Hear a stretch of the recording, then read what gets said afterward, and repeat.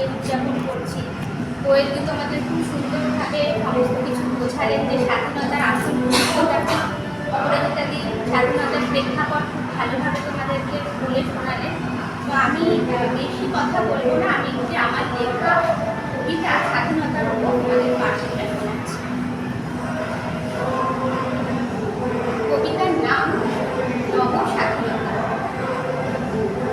আজ আগস্টের 15 তারিখ, স্বাধীনতা দিবস। প্রভাত ফেরির মাধ্যমে ভোরের সূর্যকে পেছনে ফেলে এগিয়ে চলেছে গোটা ভারতবর্ষ। স্বাধীনতা এই বড় তৃপ্তির অনুভূতি। মননে দর্শনে কাজে অকাজে প্রত্যেকে আমরা স্বাধীনতা খুঁজে চলেছি সেই শক্তি, সাহস, সেই স্বাধীন প্রতিবাদী ভাষা। ধর্ম, বর্ণ, লিঙ্গ থেকে ভারতবর্ষ আজ স্বাধীন।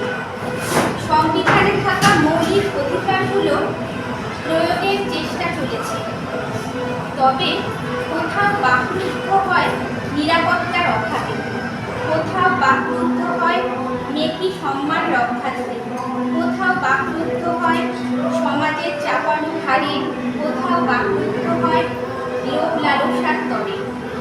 হাতের মুঠোয় বন্দি আজ গোটা পৃথিবীর চাবিকাঠি, হয়তো এরই নাম স্বাধীনতা। অমর বিপ্লবীদের রক্তস্নাত ইতিহাস ছিঁড়ে আনা স্বাধীন ভারতবর্ষ। স্বাধীনতা আজ বিপন্ন হয়ে চলেছে ভারতের কোনায় কোনায়। মুখ লুকিয়ে কাঁদছে, বেড়াজাল ভাঙতে চাইছে, নতমস্তক উঠে আসছে।